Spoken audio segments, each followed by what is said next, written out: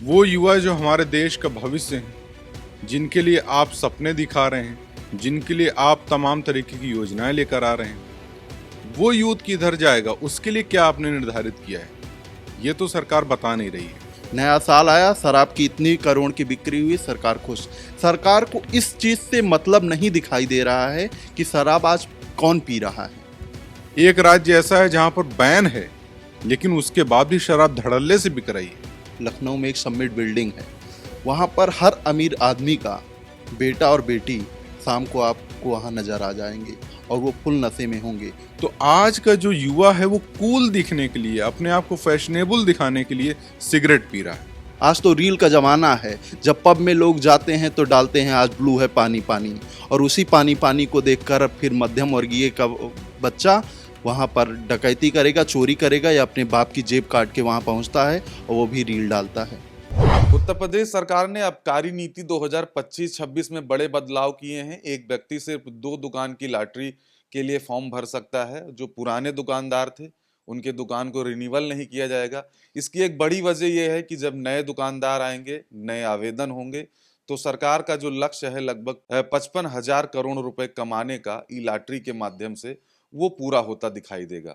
जिस तरीके से जो सरकारी दुकानें हैं, जो देसी शराब की दुकान है, जो मॉडल शॉप है, जो बियर शॉप है, जो अंग्रेजी शराब की दुकान है, इनकी फुटकर दुकानों की भी अलॉटमेंट किया जाएगा। साथ ही साथ मॉडल शॉप के रूप में इस बार देसी शराब को भी रखा गया है। तो गवर्नमेंट जो चाह रही है कि लगभग इस बार 55,000 करोड़ रुपए का वो इनकम जनरेट करना चाहती है सिर्फ और सिर्फ फॉर्म बेच के। तो वो कहीं ना कहीं इस माध्यम से, अगर ई लॉटरी के माध्यम से सारे लोग आते हैं, अपना अप्लाई करते हैं, तो वो सरकार का जो सपना है वो पूरा होता हुआ दिखाई देगा। और कहीं ना कहीं जिस तरीके से अगर बात करें किसी जिले की, तो जिलों में लगभग अब तक सबसे ज्यादा सिर्फ फॉर्म बेचकर कमाई करने वाला जो जिला रहा है वो आगरा रहा है। 60 करोड़ से ज्यादा जो है आगरा में सिर्फ फॉर्म बेचकर पैसा कमाया गया है। तो हमारे साथ हमारे कुछ साथी हैं, उन्हीं से बात करेंगे। आनंद जी, ये बताइए, जिस तरीके से उत्तर प्रदेश सरकार जो ये नया ई लॉटरी सिस्टम है, इस सिस्टम के माध्यम से उसने एक टारगेट रखा है कि कम से कम 50-55 हजार करोड़ रुपए कमाया जाएगा, जिसमें कुछ विशेष स्थान ऐसे हैं जो अयोध्या हो गए, मथुरा हो गया, काशी हो गया। इन सब जगह पर जो मंदिर वाले क्षेत्र हैं वहाँ दुकानें भी ना करने की बात करी गई है कि इस बार जो दुकानें अलॉट की जाएंगी उस क्षेत्रों से काफी दूर की जाएंगी। लेकिन जिस तरीके से जो भारतीय जनता पार्टी की और राज्यों में जहां सरकार है, जैसे बिहार में उनके सहयोग से सरकार चल रही है, वहां दारू बैन है। और उत्तर प्रदेश एक बड़ा राज्य है, लेकिन अब दारू के माध्यम से जिस तरीके से उत्तर प्रदेश में कमाई हो रही है कि सिर्फ फॉर्म भेज के ई लॉटरी के माध्यम से सरकार को लगभग 50-55 हजार करोड़ का फायदा होने वाला है। ऐसे में जो तमाम जो पीने वाले लोग हैं, कभी ये हुआ करता था कि सरकार आएगी तो दारू बंद कर दी जाएगी, दारू बैन कर दी जाएगी, लेकिन अब एक तरीके से ऐसा लग रहा है कि दारू को लेकर जो कमाने का सरकार का जो रवैया रहा है, जो सरकार जिस तरीके से कमाना चाहती है, उसको और आसान करते जा रही है और लोगों को बहुत आसानी से दारू उपलब्ध कराने की कोशिश कर रही है गवर्नमेंट। देखिए, सरकार ने तो इसमें अपना लक्ष्य निर्धारित कर दिया है। सरकार ने अपना लक्ष्य सेट कर दिया है कि हमको इतने हजार करोड़ रुपए कमाने हैं, वो भी ई लॉटरी से। लेकिन सरकार ने क्या यूथ के लिए कोई लक्ष्य निर्धारित किया है कि यूथ हमारा पीने वाले कौन है? ज्यादातर युवा हैं। वो युवा जो हमारे देश का भविष्य हैं, जिनके लिए आप सपने दिखा रहे हैं, जिनके लिए आप तमाम तरीके की योजनाएं लेकर आ रहे हैं, वो यूथ किधर जाएगा, उसके लिए क्या आपने निर्धारित किया है, ये तो सरकार बता नहीं रही है। ई लॉटरी के माध्यम से और तमाम तरीकों के माध्यम से वो शराब की दुकानों की संख्या बढ़ाने की कोशिश में लगी हुई है। एक राज्य ऐसा है जहां पर बैन है, लेकिन उसके बाद भी शराब धड़ल्ले से बिक रही है। लोग अपना जीवन खपा रहे हैं उसमें, लोगों की डेथ हो जा रही है, घर परिवार टूटते हुए चले जा रहे हैं। और एक तरफ सरकार बिल्कुल वैध तरीके से संख्या बढ़ाती हुई चली जा रही है। तो हमारा सवाल ये है कि जब आप एक तरफ राजस्व भी अपना आप बढ़ाना चाहते हैं, एक तरफ आप शराब भी पिलाना चाहते हैं, और दूसरी तरफ आप ऐसे ऐसे बड़े बड़े वादे दिखाते हैं युवाओं को कि हम देश को विश्व गुरु बनाने जा रहे हैं, तो ये दोनों चीजें कैसे संभव हो पाएंगी? अगर माना जाए जहाँ शराब बैन भी है, वहां पे भी अब जहाँ नहीं बैन है वहां आदमी को 100-200 रुपए में मिल जा रही है, जहाँ बैन है वहां 500 खर्चा कर रहे हैं। बिल्कुल, जहां बैन है वहां पर ज्यादा खर्चा होगी ही, और ब्लैक तरीके से बिक रही है तो उसमें और भी धड़ल्ले से इसमें कालाबाजारी चल रही है। लेकिन एक सवाल ये भी है कि युवाओं से भी है, आप यूथ हैं तो आपने अपने लिए क्या लक्ष्य निर्धारित किया है? सरकार तो चलो अपने एजेंडे पे काम करती रहेंगी, सरकारें जितनी भी आएंगी सब अपने एजेंडे पे काम करेंगे, लेकिन जो यूथ है उसको तो सोचना चाहिए कि हमारा लक्ष्य क्या है। हमने लखनऊ के बहुत सारे ऐसे कॉलेज के लड़कों को देखा जो सिर्फ शौक की वजह से कि एक दुकान में गए, वहां पे उनके दो दोस्त सुट्टा मार रहे हैं, सिगरेट पी रहे हैं, तो तीसरे वाले को लगा यार ये तो बड़ा फैशनेबल चीज है, एक सुट्टा मारने में क्या जाता है, थोड़ा सा और कूल दिखेंगे। तो आज का जो युवा है वो कूल दिखने के लिए, अपने आप को फैशनेबल दिखाने के लिए सिगरेट पी रहा है। अगर दो दोस्त शराब पी रहे हैं तो तीसरा उसमें इसलिए शामिल हो जा रहा है क्योंकि एक बार ट्राई करके देखते हैं ना कैसा लगता है, थोड़ा सा कूल फील होगा, थोड़ा सा पॉप कल्चर में हम शामिल हो जाएंगे। और इस पॉप कल्चर में कूल दिखने के चक्कर में युवा बिल्कुल गर्त में चला जा रहा है। वो एक बार फैशन के लिए पीता है, दो बार दूसरी बार वो थोड़ा सा और ट्राई करने के लिए पीता है, तीसरी बार में उसको लत लग जाती है और फिर हर महीने के 15 दिन 20 दिन में वो क्लब जाने लगता है। अब सबसे बड़ी बात ये है कि जो दारू आपको दुकान पे मॉडल शॉप पे 200 रुपए की मिलती है, वही आप जब किसी बार में किसी पब में पहुंचते हैं तो वहां आपको 2000 की मिलती है। बिल्कुल, एक एक गिलास के लिए आप जाने कितना रुपए खर्च कर रहे हैं वहां पे जाके, और उससे मिल क्या रहा है? आप घंटे 2 घंटे नशे में रहते हैं और अगले दिन फिर आप उसी तरीके हो जाते हैं और आप लती होते जा रहे हैं उसके लिए। तो एक तरीके से आप अपना ही भविष्य खराब करते जा रहे हैं। तो जब आप खुद किसी चीज को मना कर देंगे कि ये चीज हमें नहीं चाहिए, जब मार्केट में उस चीज की डिमांड ही नहीं होगी, तो वो वैसे भी बाजार से गायब हो जाएगी, घट जाएगी। कौन खोलना चाहेगा? दुकानें खुल रही हैं क्योंकि चीजें बिक रही हैं, इसलिए खुल रही हैं। दुकानें खुल रही हैं क्योंकि चीजें बिक रही हैं इसलिए खुल रही हैं। अब ये बताइए अमन जी कि जिस तरीके से शराब की दुकानों की ई लॉटरी चल रही है, कुछ दिन में लोगों को नई दुकानें आवंटित हो जाएंगी, लोगों को नए रेट पे शराब भी मिलेंगे। हर बार जब दुकानें नई आवंटित होती हैं तो रेट बढ़ के ही आता है 10-20 रुपए। अब ऐसे में मॉडल शॉप का रेट अलग होता है, पब बार का रेट अलग होता है, जो रोड सड़क पे पीते हैं उनका रेट अलग होता है।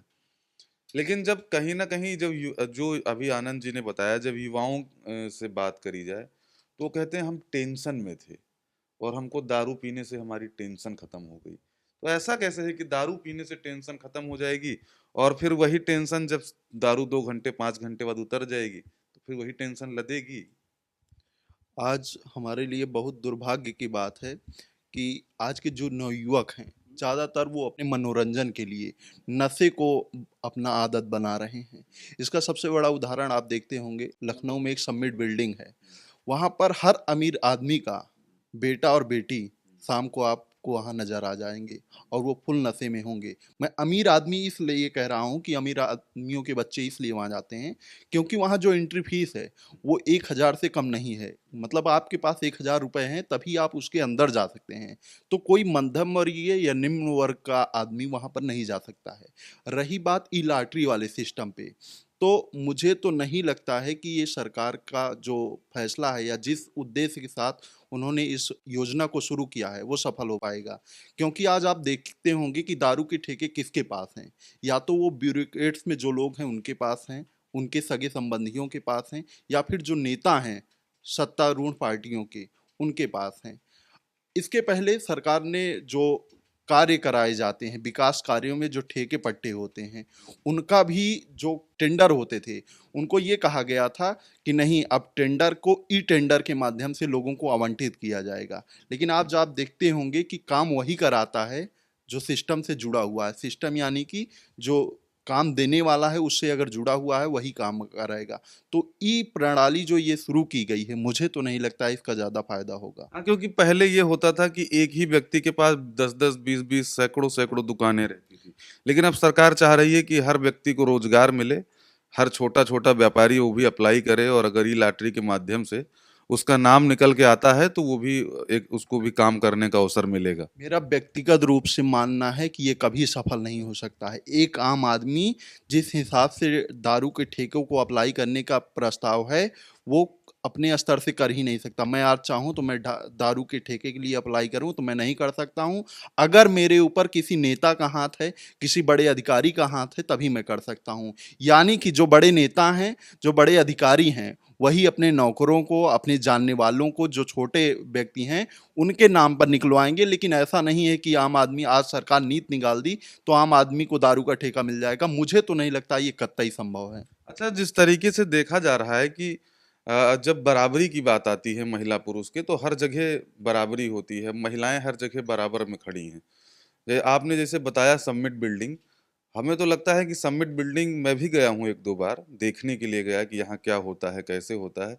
तो वहाँ जितनी संख्या में पुरुष हैं, उतनी ही संख्या में वहाँ महिलाएं भी शराब पीती हुई नजर आ रही हैं। उससे ज़्यादा की संख्या में महिलाएं हैं। आप देखेंगे तो जो लड़कियां हैं, मैं अफसोस है मुझे इस बात का कि जो लड़कियां हैं उनकी संख्या आपको बाहर गेट पर ज़्यादा नजर आएगी। अगर एक लड़का जा रहा है तो उसके तुलना में उसके साथ आपको दो लड़की दिखेगी। ये मेरा व्यक्तिगत रूप से वहां जाने का अनुभव है।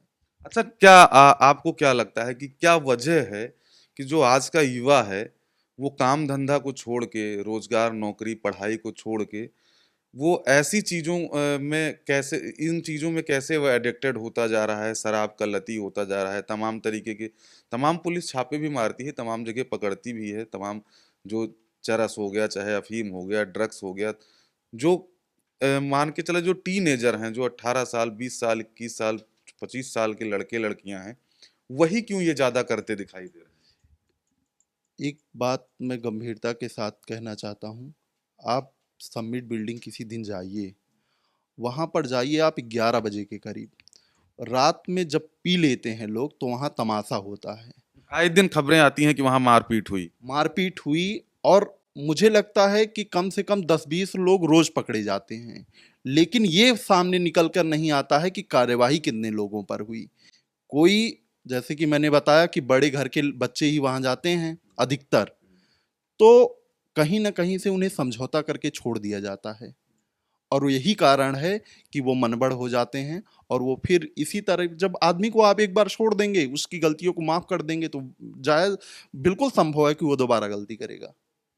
तो मुझे तो लगता है कि इसका एक सबसे बड़ी वजह ये भी हो सकती है कि जो आम आदमी के परिवार का लड़का है, जो मध्यम परिवार का लड़का है, अगर उसकी किसी बड़े परिवार के लड़के के साथ, लड़की के साथ दोस्ती हो गई, तो वो भी अगर 2 4 5 बार जाता है, फिर अपना स्टैंडर्ड मेंटेन करने के लिए फिर वो गलत कामों में घुस जाते हैं, चोरी करते हैं, बदमाशी करते हैं, कि किसी तरीके से उन पे पैसा आना चाहिए, क्योंकि वो हैं तो मध्यम परिवार के, उन पे इतना धन तो है नहीं, तो वो अपना स्टैंडर्ड मेंटेन करने के लिए फिर गलत कामों में उतर जाते हैं। क्या ऐसा आपको लगता है? बिल्कुल लगता है, और ऐसा नहीं है कि बड़े लोगों के संबंध में आने से ही वो ऐसा कार्य करेंगे। आज तो रील का ज़माना है। जब पब में लोग जाते हैं तो डालते हैं आज ब्लू है पानी पानी, और उसी पानी पानी को देखकर फिर मध्यम वर्गीय का बच्चा वहाँ पर डकैती करेगा, चोरी करेगा, या अपने बाप की जेब काट के वहाँ पहुँचता है और वो भी रील डालता है। अच्छा, जिस तरीके से लगातार अब देखा जा रहा है कि आनंद जी, हम आपसे जानना चाहेंगे कि जो जो महिलाएं हैं, इनकी भी बड़ी तादाद बढ़ती जा रही है शराब पीने में। मतलब क्या पहले तो ये होता था कि जो लड़कियां होती थी, जो महिलाएं होती थी, हमारे जो पूर्वज थे, कि घर में रहें, घर में शिक्षा दीक्षा लें, फिर शादी विवाह हो तो एक अच्छी पत्नी और एक अच्छी बहू के रूप में कहीं जाएं और उस परिवार को संभालें। लेकिन आज जब समाज ने उन्हें बराबरी का जो है हक दिया, उन्हें बराबर में बैठाया कि वो नौकरी करें, चाकरी करें, दो पैसा वो भी कमाएं, आज के समय में देखा जा रहा है किसी भी क्लब और पब में जब आप जाते हैं, तो वहां पे आपको जो महिलाएं पुरुष हैं, उनकी जो संख्या है, वो लगभग बराबर ही दिखाई दे रही है। देखिए, पहली बात तो ये कि महिलाओं को बराबर का हक तो दिया ही जाना चाहिए। बराबरी का हक तो उन्हें पहले से ही है। पहले समाज ने शोषण किया, इसलिए महिलाएं पीछे हो गईं। अब जब बराबरी की बात आती है तो बराबरी महिलाएं अब चाहती हैं कि हर स्तर पर की जाए। जहां तक बात रही कि शराब पीने की, कि आजकल देखा जा रहा है कि महिलाएं भी शराब लगातार पी रही हैं। पहले की महिलाएं घर पे ही रहती थी, उनको इन सब चीज़ों से दूर रखा जाता था। उसका आज जो जिसकी आप बात कर रहे हैं उसका सबसे बड़ा कारण है कि जो टीवी सीरियल्स पे हमें दिखाया जा रहा है ना, उसका बहुत बड़ा हाँ, वो प्रभाव। स्कॉच लेते हुए जो वहाँ हीरो हीरोइन दिखाते हैं वही वो फॉलो कर रहे हैं। आप देखिए, आप फ़िल्मों की बात करें तो फ़िल्मों में तो बहुत वृहद स्तर पर ये सब चीज़ें हो रही हैं। सीरियल्स में भी दिखाते हैं कि कोई नायिका है और वो फ्रस्ट्रेट है किसी वजह से। या तो उसके हस्बैंड से लड़ाई हो गई है या फिर उसके बॉयफ्रेंड से लड़ाई हो गई या कोई और मुद्दा है। तो वो अपनी फ्रस्ट्रेशन को दूर करने के लिए वो शराब पी रही है, दारू पी रही है। मतलब वो मानसिक रूप से इतना परेशान है कि उसको शराब का सहारा लेना पड़ रहा है। और जब हम कोई चीज़ ऐसे टीवी पे देखते हैं ना, उसको बार-बार देखते हैं क्योंकि सीरियल्स जो हैं टीवी पे जो आ रहे हैं महिलाएं ज़्यादा देख रही हैं। तो जब कोई चीज़ हम बार-बार, बार-बार, बार-बार एक ही चीज़ उसी चीज़ को देखते हैं तो वो हमारे मानसिक तौर पर उसका बहुत प्रभाव पड़ता है। तो जो महिलाएं वर्किंग में हैं या घर से जो लड़कियां बाहर रह रही हैं, काम कर रही हैं, जॉब कर रही हैं या कुछ भी है, तो एक कहीं न कहीं फ्रीडम होती है उनके पास कि हमें रोक-टोक तो करने वाला कोई है नहीं। तो जो हम चीज़ देख रहे हैं, क्या इसको हम कर भी सकते हैं? तो एक बार इसको करके देखा जाए। इस करके देखने के चक्कर में महिलाएँ भी इसमें लगातार इन्वॉल्व होती चली जा रही हैं। और आप देखेंगे इनमें उनकी संख्या ज़्यादा है, जो बाहर वर्किंग हैं।